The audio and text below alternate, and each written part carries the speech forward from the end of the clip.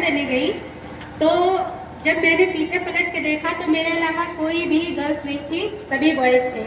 पीछे से कभी कभी आवाज़ आती थी, भाभी इंदिरा गांधी जी, दूसरा कोई बोलता था बहन मायावती जी। मेरे समझ में नहीं आता था भाई मैंने कौन सा ऐसा काम कर दिया, बट वो चीज़ें आगे आते आते कहीं ना कहीं मुझे बहुत सपोर्ट की। फिर मैं इसी ग्राउंड से खेलते हुए जब मैंने इंटरनेशनल कोर्स किया लेवल 1, तो 27 कंट्रीज़ के लोगों ने पार्टिसिपेट किया, जिसमें मैं आपको बता दूं कि 26 बॉयज़ और मैं सिर्फ उसमें महिला थी। मेरी जो कोच थी ऑस्ट्रेलिया की लुईस वॉर्डबॉर्न-ओले मैम, मुझे इतनी दिक्कत होती यानी इन्फियरिटी से फील होती थी कि मैं मतलब इतने सारे लोगों में सिर्फ मैं अकेली थी, तो मैं सोचती थी कहीं मैं एग्ज़ाम क्विट ना कर जाऊँ। लेकिन जब उन्होंने समझा तो फ़ॉरेन के लोग थोड़ा सा सेंसिटिव होते हैं, उन्होंने मुझसे पूछा तो मैंने बताया कि मेरे साथ ये हैवी प्रॉब्लम चल रही है कि मैं थोड़ा सा डिप्रेस हो रही हूँ। तो उन्होंने अपनी भाषा में कहा कि एग्ज़ाम में वही बैठता है जिसको वो एग्ज़ाम देने की अपॉर्चुनिटी मिलती है, जिसके अंदर वो ताकत होती है। तो मैं आपके साथ हूँ और आप इस एग्ज़ाम को क्वालिफाई करो। और मैं आपसे बता दूं कि लेवल 1 में मुझे 10% एक्स्ट्रा मार्क्स मिला बॉयज़ के अकॉर्डिंग। तीसरा इंसिडेंट ये हुआ कि जब ये प्रो लीग हुआ तो पहले तो मैं हमेशा गर्ल्स की टीम को ही देखती थी कोचिंग, बट इस बार मुझे बॉयज़ की टीम को कोच करने का मौका मिला।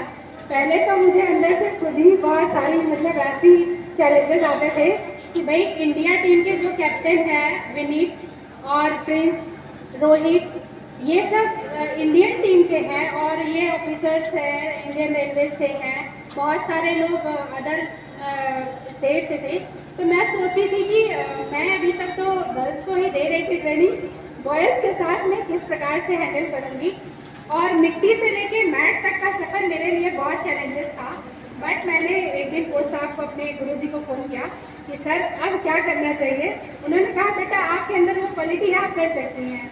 और मेरी मम्मी हमेशा कहती थी कि कभी भी जब वो इतना पढ़ी लिखी नहीं थी बट वो हमेशा कहती थी कि कोई भी काम ईमानदारी से और जब अपने आप को झोंक देने का काम करेंगे कि अब ये करना ही है, I mean do and die, तो आप कोई भी काम बहुत आसानी से कर सकते हैं।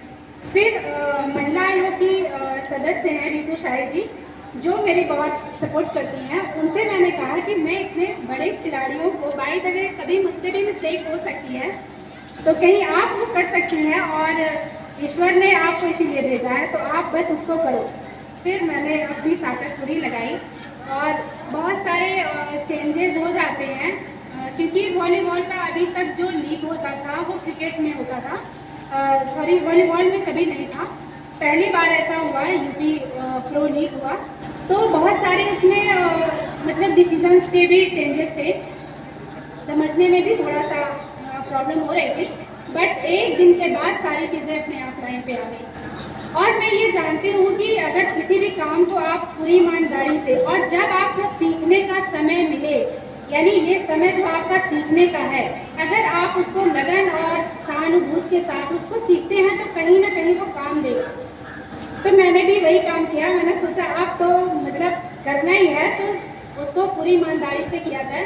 बाकी जितने भी बॉयज़ थे वहाँ पे 8 टीमों ने वहाँ पार्टिसिपेट किया था, सभी बॉयज़ थे। मेरे अलावा एक फिजियो डॉक्टर थी जो लेडीज़ थी, बाकी मेरे अलावा पूरे स्टाफ में पूरे जितने भी प्रो लीग हुआ उसमें कोई भी महिला कोच नहीं थी। मैं उन 8 टीमों के नाम आपको गिना देती हूँ। पहली टीम थी Muzaffarnagar Lions, Mathura Yoddhas, Gorakhpur Giants, Noida Thunder, Moradabad Bulls, Kashi Warriors, Lucknow Tiger और अयोध्या सुपर किंग्स। ये 8 टीमों ने पार्टिसिपेट किया, जिसमें कि जिस टीम में मैं कोच थी वो टीम और मुजफ्फरनगर लायंस ये फाइनल में पहुंचे। फाइनल में काफ़ी हैवी मुकाबला हुआ, बहुत परिश्रम के साथ। जिस टीम में मैं कोच थी वो 2 पॉइंट से वो टीमें हारी, बट उनके खिलाड़ी ऐसे थे। मेरी टीम में जितने भी खिलाड़ी थे, जैसे विनीत है वो इस समय इंडियन टीम के कैप्टन हैं, बड़ा सहयोग रहा उनका। और वहाँ पहुँचने के बाद मैंने ये पाया कि लड़कियों के अकॉर्डिंग, मैं पुरुषों के लिए एक बार हैवी क्लैपिंग करना चाहूँगी कि लड़कियों के अकॉर्डिंग पुरुष जो है बहुत सपोर्टिंग होते हैं और मंचूरी नहीं करते। लड़कियों के बहुत सारे चैलेंजेस ये हो जाते हैं कि आज ये है दर्द, वो है दर्द, लेकिन मैं ऐसे स्थान पे जाके आई हूँ कि मैंने देखा कि बहुत परिश्रमी लोग होते हैं, बहुत नेचुरल लोग होते हैं। तो मैं आपसे ये कहना चाहती हूँ बेटा कि स्पोर्ट्स के अलावा कोई भी कंपनी, कोई भी जॉब इतना पैसा, इतना सम्मान, इतनी सिक्योरिटी नहीं दे सकती जितना स्पोर्ट्स में है। कि टैलेंट तो सब में होता है, कौन उसको निभा ले जाए।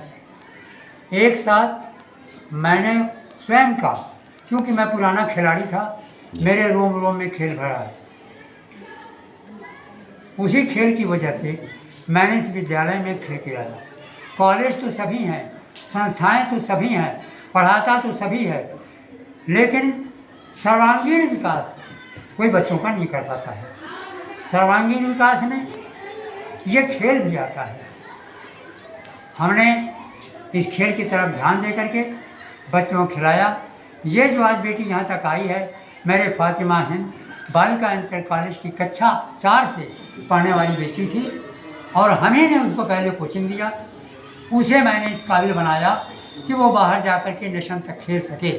लेकिन जब वो पूरी, मैंने अपने दिल में समझ लिया ये पूरी तरह से सही हो गई है, अब ये कोचिंग दे सकती है, तो मैं पीछे हटा और अपनी देख रेख में इससे मैंने बच्चियों की कोचिंग करवाया।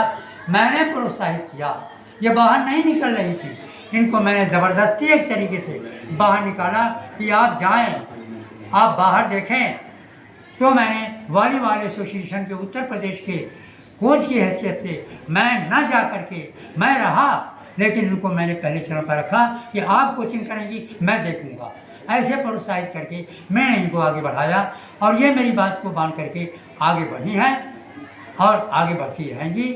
हम आशान्वित हैं कि और भी आगे बढ़ेंगी। आफ्ताब साहब, एक सवाल आपसे और है कि आपको मैं माहौल का, शिक्षा जगत का सबसे महान गुरु मानूंगा, और यहाँ पर मिडिल स्कूल हुआ करता था, लेकिन यहाँ पर कोई इंटर कॉलेज नहीं था। उसकी एक रूपरेखा आपने पहले बॉयज के माध्यम से रखी, बाद में हिंद वाली। जी, ये मैं अच्छी तरीके से, क्योंकि मैं इस पृष्ठभूमि से आपके काफी करीब से। आफ्ताब साहब, लेकिन जिस तरीके से आपने यहाँ माहौल बनाया, क्या सोच थी आपके अंदर कि हमारे बच्चे इस बहुमुखी प्रतिभा के धनी बने?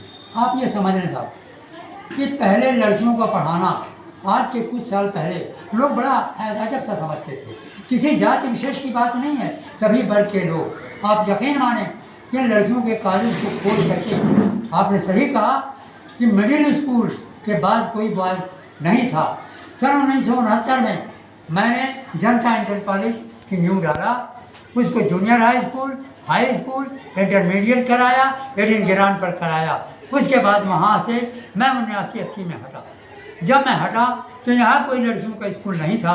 मैंने कहा, उसके बाद हमारे जनता के बाद 4 साल के बाद अशरफिया इंटर कॉलेज खुला, तो लड़कों के लिए तो यहाँ हो गया, लेकिन लड़कियों के लिए फूलपुर, यहाँ वहाँ रौला, कोई जगह नहीं थी। आखिर मेरी बेटियाँ इस क्षेत्र की अशिक्षित थी। ये बात मुझे बहुत गहराई से मेरे हृदय में लगी और मैंने, लोगों ने कहा बॉयज़ का खोलिए, मैंने कहा नहीं, मैंने लड़कियों के स्कूल खोला। आप यकीन माने, मैं परम परमेश्वर ईश्वर को साक्षी दे करके, खुदा के बीच में ला करके मैं कह रहा हूँ कि मैंने रोजी रोटी के लिए स्कूल नहीं खोला, मैंने बच्चों की शिक्षा के लिए स्कूल को खोला कि बच्चियाँ हमारी यहाँ शिक्षित होकर के अपना सर्वांगीण विकास करके आगे देश को आगे बढ़ाएं।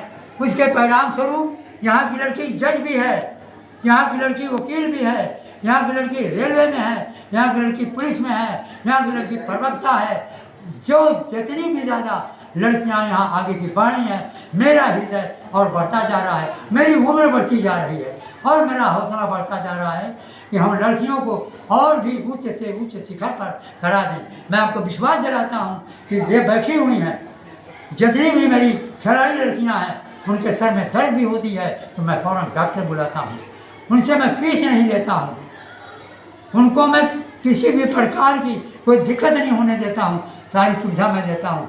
किट से लेके मोजे जूते से लेकर के भाड़ा, किराया, रिजर्वेशन सब मैं अपनी गरीबी में अपने पास के पैसे को लगाता हूँ। कहीं से मैंने आज तक कोई एक पैसे का चंदा नहीं दिया है। ज़माने को देखते हुए लोग कहेंगे चंदा लिया और पैसा खा गया, इसको कौन बर्दाश्त करेगा। मैंने लिया स्कूल बनाने के लिए, मैंने कहा आप महानुभाव, आप 4 बोरी सीमेंट गिरा दें, आप आइए अपने हाथों से मजदूरी ले लीजिए, लेकिन पैसे के रूप में हम आपसे लेने को तैयार नहीं। ठीक है। इस